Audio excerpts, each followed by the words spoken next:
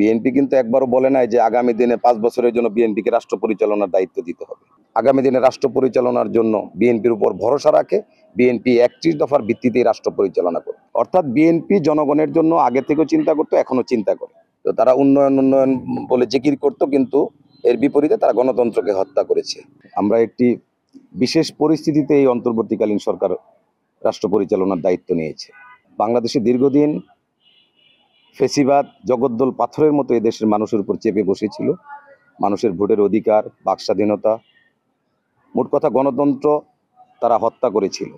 এরকম একটি বাস্তবতায় আমাদের ছাত্রদের চাকুরির যে বৈষম্য, অর্থাৎ কোটা আন্দোলনকে কেন্দ্র করে পরবর্তীতে জনগণ তার মুক্তির পথ খুঁজে নিয়েছে, যে ফেসিবাদের পতন নিশ্চিত করতে হবে, তবেই সকল বৈষম্যের অবসান হবে। এরকম একটি বাস্তবতায় আমাদের ছাত্র, তরুণ, যুবক, শ্রমিক, এমনকি শিশুরাও এই আন্দোলনে নির্মম হত্যাকাণ্ডের শিকার হয়েছেন।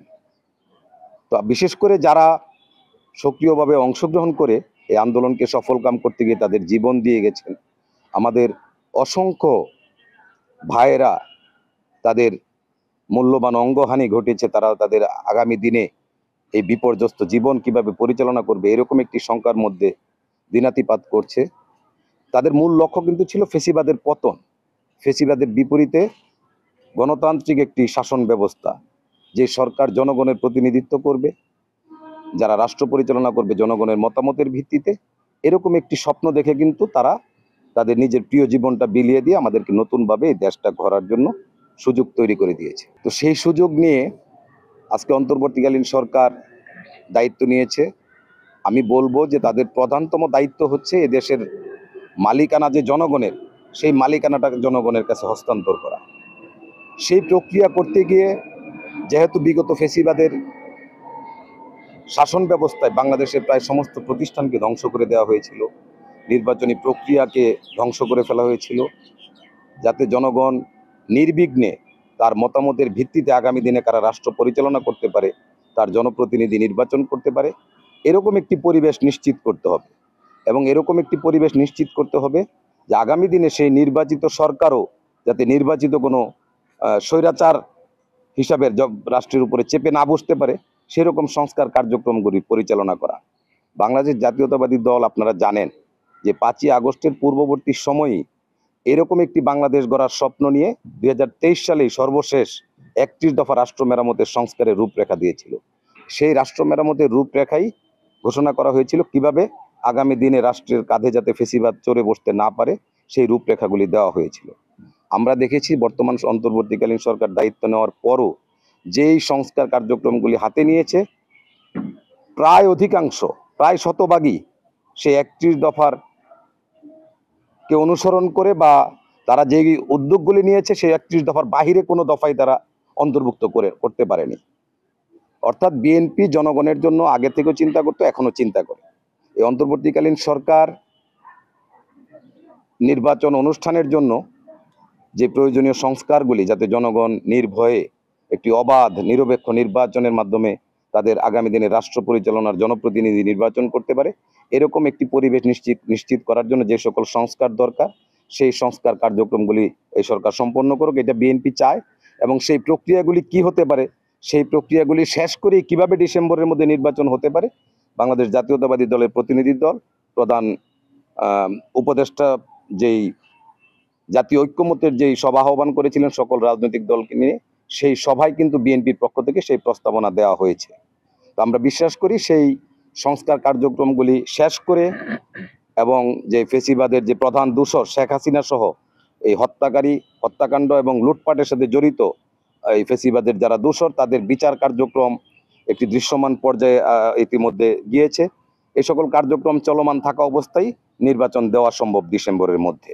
এবং যদি সেটা দিতে সরকার পরিকল্পিতভাবে জনগণের হাতে ক্ষমতা হস্তান্তর করার ক্ষেত্রে কোনো ধরনের প্রতিবন্ধকতা করে, সেই জন্য জনগণের ক্ষমতা প্রতিষ্ঠিত করার জন্য, জনগণকে আরো ক্ষমতায়িত করার জন্য বিএনপি 17 বছর যাবত আন্দোলন করে আসছে। প্রয়োজনে আবারও আন্দোলন করেই সেটা নিশ্চিত করবে, যাতে এদেশের রাষ্ট্রের মালিকানা যে জনগণের, সেই মালিকানা জনগণের কাছে বুঝিয়ে দেওয়ার জন্য। জুলাই পরবর্তী সময়ে আমরা বিভিন্ন সময় সোশ্যাল মিডিয়ায় দেখতে পাই যে বিএনপি নামক দলটি চাঁদাবাজি, লুটপাট সহ বিভিন্ন অপকর্মের সাথে যুক্ত। এই ঘটনা কতটা সত্যি? বিএনপি নামক দলটি তো যুক্ত হতে পারে না। বিএনপি কি চাঁদাবাজির কর্মসূচি ঘোষণা করেছে? তাহলে কিভাবে বিএনপি যুক্ত থাকে এই চাঁদাবাজির সাথে?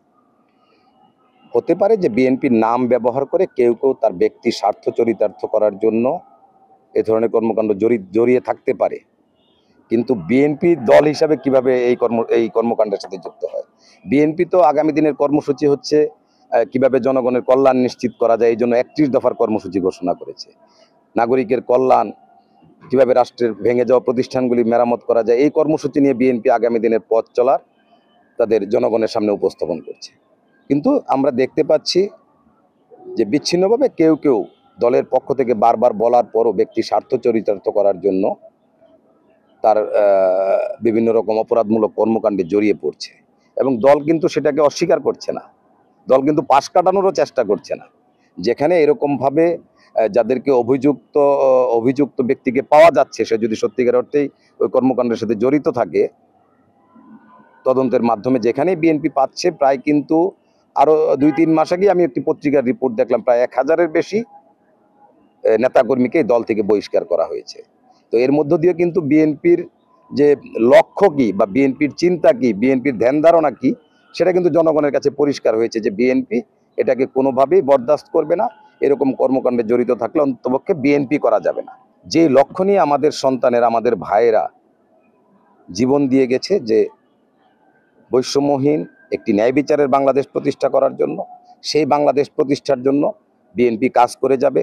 সেই বাংলাদেশ প্রতিষ্ঠা করতে গিয়ে বিএনপির কোনো নেতাকর্মী যদি তাদের চরিত্রে স্খলন হয় এবং তারা যদি জনগণের অধিকার হরণ করে, এরকম কোনো কর্মকাণ্ডে কারো জড়িত থাকার প্রমাণ মিলে, তাদেরকে দল থেকে বের করে দেওয়া হচ্ছে। এবং আগামী দিনের বিএনপির পথ চলা হবে জনগণের কল্যাণ নিশ্চিত করা, একটি শান্তি সমৃদ্ধির ন্যায় বিচারের বাংলাদেশ প্রতিষ্ঠা করা। এই লক্ষ্য নিয়ে বিএনপি এগিয়ে যাচ্ছে। যদি জনগণ আগামী দিনে রাষ্ট্র পরিচালনার জন্য বিএনপির উপর ভরসা রাখে, বিএনপি 31 দফার ভিত্তিতেই রাষ্ট্র পরিচালনা করবে।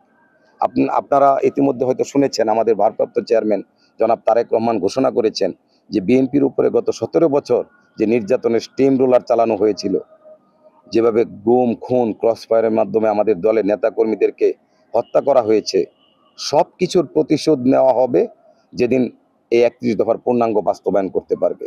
ছাত্রদের মধ্যে একটি ধারণা যে বিএনপি হয়তো নির্বাচন দিলে ক্ষমতায় আসবে, তো এই ধারণা থেকে অনেক সুবিধাবাদী কিছু লোকজন বিএনপির শাখা প্রশাখায় তাদেরকে সংযুক্ত করার চেষ্টা করছে, এবং এই সমস্ত লোকজনই বেশ আমরা যে তদন্ত করতে গিয়ে বা আমরা এই অপকর্মগুলির তথ্য উদ্ঘাটন করতে গিয়ে অধিকাংশ জায়গায় দেখেছি যে এরকম লোকজনই এভাবে বিএনপির নাম ব্যবহার করছে। কিন্তু তাদের বিরুদ্ধে আমরা অ্যাকশনে যাচ্ছি, তারা যাতে দলে প্রবেশ করতে না পারে। আর অনেক ক্ষেত্রে আমরা দেখতে পাচ্ছি যে ছোট ঘটনাকে মিডিয়ার মাধ্যমে একটু ফলাও করে ব্যাপকভাবে প্রচার করা হচ্ছে। উদাহরণস্বরূপ আমি কিছু কিছু জিনিস অনেক ক্ষেত্রে দেখা যায় যে ধরেন একটা হাট ইজারা নিয়েছে একজন ইজারাদার, সে চাঁদা তুলছে, সেটাকে চাঁদাবাজি বলছে। এটা তো সরকারের পক্ষ থেকে রাজস্ব সংগ্রহের জন্য তাকে ইজারা দেওয়া হয়েছে। রাস্তায় কোনো একটা বাস স্ট্যান্ড ইজারা দেওয়া হয়েছে, সে বাস থেকে টাকা তুলছে রসিদের বিনিময়ে সরকারি নিয়ম মেনে, এবং সেই যে টেন্ডার বা ইজারাটা কিন্তু এখানে জোরপূর্বকভাবে নেওয়া হয়নি, প্রতিদ্বন্দ্বিতামূলক টেন্ডারের মাধ্যমে সে নিয়েছে, এবং সে সরকারের কোষাগারে কিন্তু তার যে বিড করার টাকা, সেটা কিন্তু অগ্রিম জমা দিতে হয়। সেই টাকাটা সে পরিবহনের কাছ থেকে বা বাজারের দোকানদারদের কাছ থেকে সংগ্রহ করে। এরকম ঘটনাকেও চাঁদাবাজি হিসাবে জাতির সামনে উপস্থাপন করা হয়েছে। এরকম ঘটনাও কিন্তু আমরা দেখেছি।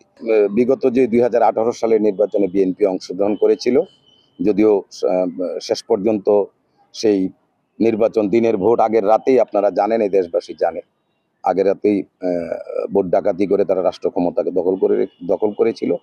সেই নির্বাচনেও আমি দলের কাছে আগ্রহ প্রকাশ করেছিলাম, এবং আপনারা জানেন 2018 সালের নির্বাচনে বিএনপি মনোনয়ন বাতিল করতে পারে এরকম সম্ভাবনার কারণে একাধিক প্রার্থীকে মনোনীত করেছিল প্রাথমিকভাবে। সেই প্রাথমিক মনোনীত তালিকায়ও আমি একজন ছিলাম, এবং যে আশঙ্কা বিএনপি করেছিল, আমি যে নির্বাচনী এলাকায় আগামী দিনে প্রতিদ্বন্দ্বিতা করতে ইচ্ছুক, সেই আসন কিন্তু ধানের শীষ শূন্য ছিল। হাইকোর্টে নির্বাচন কমিশন একটি রিট করেছিল যে এরপর যাতে আর কোনো প্রার্থী পরিবর্তন না করা হয়। নির্বাচন কমিশনের ওই বিবৃতির পর হাইকোর্ট থেকে আমাদের আসনের প্রার্থিতা বাতিল করে দেওয়া হয়। তো সেই জন্য আমরা বিকল্প প্রার্থী থাকা সত্ত্বেও আমরা কিন্তু সেদিন নির্বাচন করতে পারিনি এবং আমাদের সেই আসনে নরসিংদী ৩ শিবপুরে দানের শীষ কিন্তু শূন্য ছিল। ব্যালটে দানের শীষ নামে কোনো প্রতীক ছিল না। তো আমি 2018-তে যখন নির্বাচন করার ইচ্ছা প্রকাশ করি, তার আগ থেকেই আমি জনগণের পাশে যাওয়ার চেষ্টা করেছি। তখন সময়টা অনেক কঠিন ছিল, অনেক বিপদসংকুল পরিস্থিতি। আমি জাতীয়তাবাদী ছাত্র দলের সাধারণ সম্পাদকের দায়িত্ব পালন করছিলাম।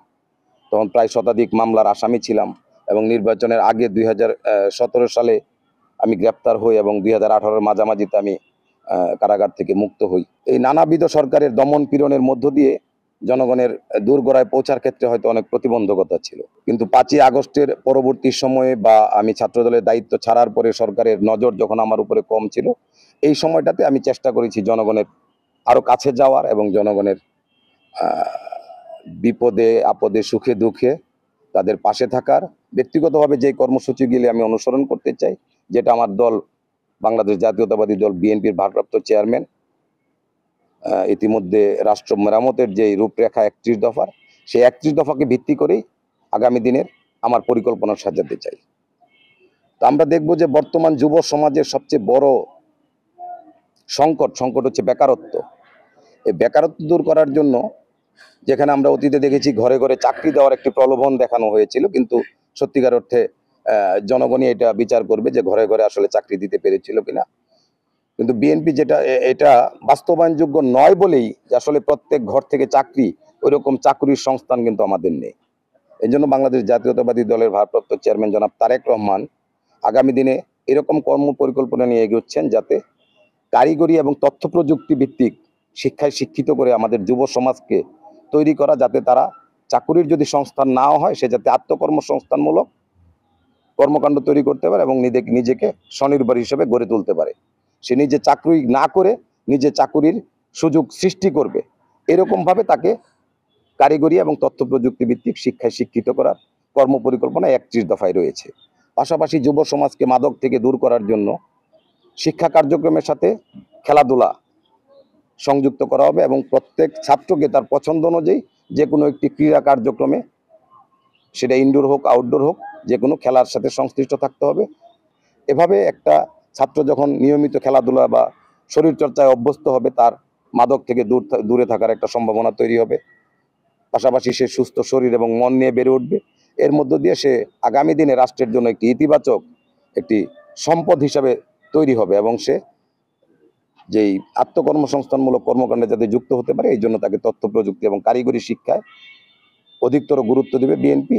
তো এই চিন্তার অংশ হিসেবে আমি চিন্তা করব যে আমার নির্বাচনী এলাকা, আমি যে এলাকার প্রতিনিধিত্ব করতে চাই, সে এলাকার জনগণের মধ্যেও এই কার্যক্রমগুলিকে আরো ব্যাপকভাবে ছড়িয়ে দিতে সরকারের বা রাষ্ট্রের পাশাপাশি আমি ব্যক্তিগত উদ্যোগে বা সামাজিকভাবে আরো যারা বিত্তবান আছেন তাদের সহযোগিতা নিয়ে এরকম আত্মকর্মসংস্থান তৈরি করা যায়। মানুষ যাতে আত্মনির্ভরশীল হতে পারে, তার যাতে আত্মসম্মান নিয়ে সমাজে বসবাস করতে পারে, এই কার্যক্রমগুলি পরিচালনার মাধ্যমে আমি মানুষকে আত্মনির্ভরশীল করতে চাই। পাশাপাশি যেই 31 দফার মধ্যে আগামী দিনে যদি বিএনপি রাষ্ট্র পরিচালনার দায়িত্ব পায়, সে 31 দফা বাস্তবায়নের জন্য আমি আমার পক্ষ থেকে সর্বাত্মক আন্তরিকভাবে সেই কার্যক্রমগুলি এগিয়ে নিয়ে যাব। জাতীয় ঐক্যমত্যের ভিত্তিতে যাতে আগামী দিনে রাষ্ট্র পরিচালিত করতে স্থানীয় পর্যায়ে যা ভূমিকা রাখা দরকার সেটা আমি করব। প্রথমে আমি বলবো যে নতুনভাবে যে রাজনৈতিক দলগুলি গঠন হচ্ছে তাদের এই রাজনৈতিক গঠন প্রক্রিয়া বা রাজনীতিতে আগমনকে আমরা স্বাগত জানাই। এর মধ্য দিয়ে বহু মতের সম্মিলন হবে এবং এর মধ্য দিয়ে প্রকৃত গণতান্ত্রিক যেই সৌন্দর্য, সেই সৌন্দর্যের বহিঃপ্রকাশ ঘটবে। বিএনপি কিন্তু একবারও বলে নাই যে বিএনপিকে রাষ্ট্র ক্ষমতায় বসিয়ে দিতে হবে। বিএনপি কিন্তু একবারও বলে নাই যে আগামী দিনে 5 বছরের জন্য বিএনপিকে রাষ্ট্র পরিচালনার দায়িত্ব দিতে হবে।